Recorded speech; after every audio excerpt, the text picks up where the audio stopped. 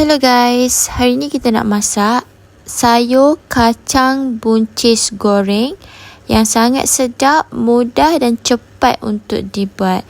Sayur ni sangat simple tapi sangat sedap. Mula-mula panaskan kuali. Kuali ni saya pakai kuali bekas goreng ayam je, dan ni pun minyak bekas ayam goreng, lagi sedap. Kemudian tumbuk sedikit bawang putih dan juga sedikit ikan bilis. Tumiskan dalam minyak yang panas, kemudian masukkan sedikit isi ayam. Kacau-kacau sehingga isi ayam ni masak. Bau dia sangat-sangatlah sedap. Buka api besar je.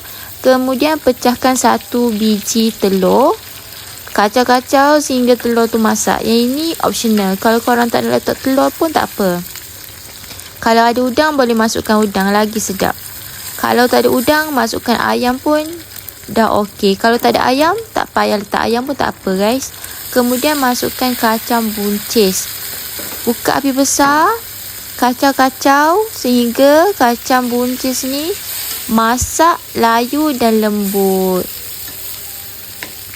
Bau dia sangat sedap guys. Kacang buncis ni rata macam ni pun dah sedap. Nak makan dengan nasi pun boleh. Sayur yang paling senang nak masak dan paling sedap nak rata. Kemudian masukkan sedikit garam, sedikit serbuk perasa. Yang ini saya pakai Ajinomoto. Kalau korang nak pakai cukup rasa pun boleh. Kemudian masukkan sedikit Ajisho black pepper.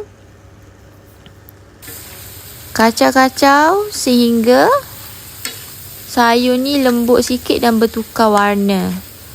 Okey, sayur kacang buncis kita dah nak masak. Rasa dia manis, sangat sedap. Kalau korang nak pedas, korang boleh masukkan cili.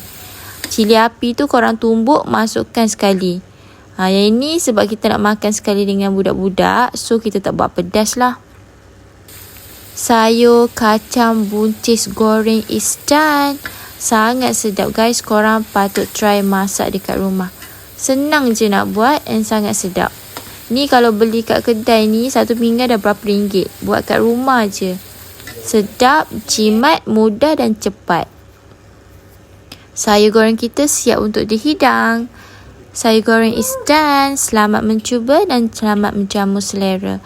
Jangan lupa untuk like, share and subscribe to my YouTube channel.